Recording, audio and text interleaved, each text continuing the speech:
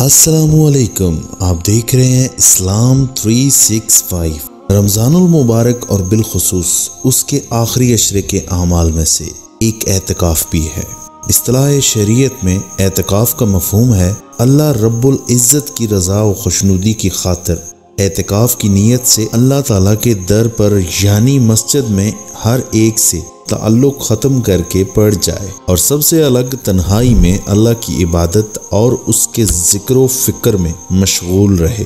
ویسے تو سال کے تمام دنوں میں اعتکاف کرنا جائز ہے، لیکن رمضان المبارک کے آخری عشرہ میں مرد حضرات کا مسجد میں اعتکاف بیٹھنا سنت موقدہ ہے، علل کفایہ ہے۔ کفایہ کا مطلب ہے محلہ یا بستی میں سے ایک یا دو بندے بھی مسجد میں اعتکاف بیٹھ جائیں تو سب کو کفایت کر جائے گا، یعنی اس حوالے سے محلہ و بستی والوں سے باز پرس نہ ہوگی۔ اور اللہ کے حبیب حضرت محمد صلی اللہ علیہ وآلہ وسلم نے اعتکاف کرنے والوں کے بارے میں ارشاد فرمایا کہ اعتکاف بیٹھنے والا اعتکاف کی وجہ سے اور مسجد میں مقید ہو جانے کی وجہ سے گناہوں سے محفوظ رہتا ہے اور اس کے لیے وہ تمام نیکیاں لکھی جاتی ہیں جو نیکی کرنے والا کرتا ہے، اور یہ اعتکاف کی وجہ سے نہیں کر سکتا۔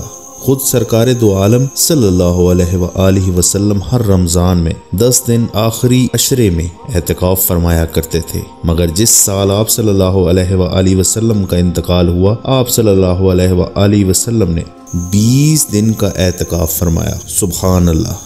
کیسے خوش قسمت ہیں وہ لوگ جو اعتکاف کر کے گناہوں سے بچتے ہیں اور اللہ تعالیٰ سے لو لگا کر تو نیکیاں بٹورتے ہی ہیں، اور ساتھ ساتھ وہ نیکیاں بھی ان کا مقدر ہوتی ہیں جو وہ اعتکاف کی حالت میں مسجد میں مقید ہونے کی وجہ سے نہیں کر سکتے۔ حضرت علی بن حسین رحمۃ اللہ علیہ نے اپنے والد ماجد حضرت حسین رضی اللہ تعالی عنہ سے روایت کرتے ہیں کہ رحمت دو عالم صلی اللہ علیہ وآلہ وسلم نے ارشاد فرمایا کہ جس شخص نے رمضان المبارک میں آخری عشرہ کا اعتکاف کیا اس کو 2 حج اور 2 عمرے کرنے کے برابر ثواب ملتا ہے۔ حضرت ابن عباس رضی اللہ تعالی عنہ سے روایت ہے کہ سرکار دو عالم صلی اللہ علیہ وآلہ وسلم نے اعتکاف کرنے والے کے بارے میں ارشاد فرمایا کہ معتکف تمام گناہوں سے محفوظ رہتا ہے اور اس کو اس قدر ثواب ملتا ہے جیسے کوئی شخص تمام تر نیکیاں کر رہا ہو۔ اعتکاف کی 3 قسمیں ہیں۔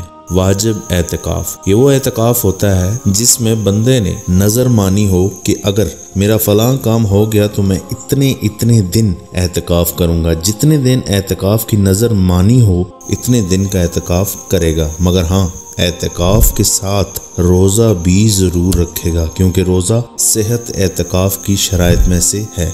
سنت اعتکاف، یہ وہ اعتکاف ہے جو عام طور پر رمضان کریم کے آخری عشرے میں ہوتا ہے، کیونکہ حضور کریم صلی اللہ علیہ وآلہ وسلم نے ہر رمضان کے آخری 10 روز اعتکاف کیا۔ آخری عشرے میں کیے جانے والے اعتکاف کو سنت مؤکدہ کہا جاتا ہے۔ اگر پورے محلہ میں سے ایک چند نے بھی اعتکاف کر لیا تو سب کا ذمہ ساقط ہو جائے گا، ورنہ سب پر اس کا وبال یعنی کہ گناہ ہوگا۔ سنت اعتکاف کا اہم مقصد آخری عشرے کی تاک راتوں میں لیلۃ القدر کی تلاش کرنا سب سے اہم جز ہے۔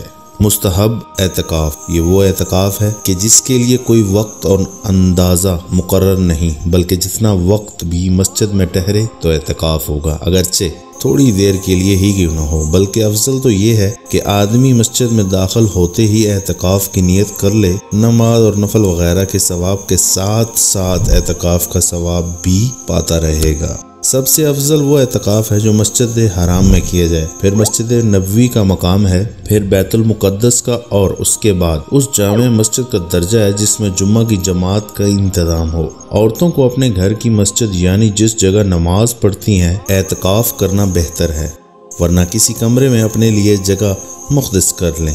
نمبر 1، جس مسجد میں اعتکاف کیا جائے اس میں 5 وقتی نماز باجماعت ہوتی ہو۔ نمبر 2، اعتکاف کی نیت سے ٹھہرنا۔ نمبر 3، حیض، نفاس اور جنابت سے پاک ہونا خواتین کے لیے۔ نمبر 4، روزہ لازمی رکھنا۔ نمبر 5، عاقل و بالغ ہونا۔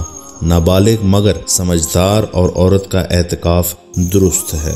کرونا وائرس کی وجہ سے احتیاطی تدابیر بجا لاتے ہوئے مساجد میں اعتکاف کیے جائے۔ اعتکاف رسول مکرم صلی اللہ علیہ وآلہ وسلم کی محبوب سنت ہے، اسے ترک کرنے کا ہرگز اجازت نہیں دی جا سکتی۔ مساجد میں مناسب فاصلہ رکھ کر ان کی وسعت کے حساب سے افراد کو اعتکاف بیٹھنے دیا جائے۔ حفاظتی اقدامات کے پیش نظر بچوں، بوڑھوں اور بیماروں کو مسجد میں اعتکاف بیٹھنے سے منع کر دیا جائے۔ مسنون اعتکاف کا وقت 20 رمضان المبارک کو غروب آفتاب سے قبل اعتکاف کی نیت سے شرعی مسجد میں بیٹھنے سے ہوتا ہے اور شوال کا چاند نظر آنے تک رہتا ہے۔ 29 رمضان کو عید کا چاند نظر آئے یا 30 رمضان کو آفتاب غروب ہو جائے تو مسنون اعتکاف ختم ہو جاتا ہے، پھر معتکف مسجد سے نکل سکتا ہے۔ اللہ تعالی ہر انسان کو کم از کم زندگی میں ایک مرتبہ اس عظیم سعادت کو حاصل کرنے کی توفیق عطا فرمائے، آمین۔ پیارے دوستو، ہمیشہ کی طرح مجھے امید ہے کہ آج کی ویڈیو آپ کو پسند آئی ہوگی، تو اس ویڈیو کو لائک کرتے ہوئے اپنے دوستوں کے ساتھ فیس بک اور واٹس ایپ پر شیئر ضرور کیجیے گا۔ شکریہ۔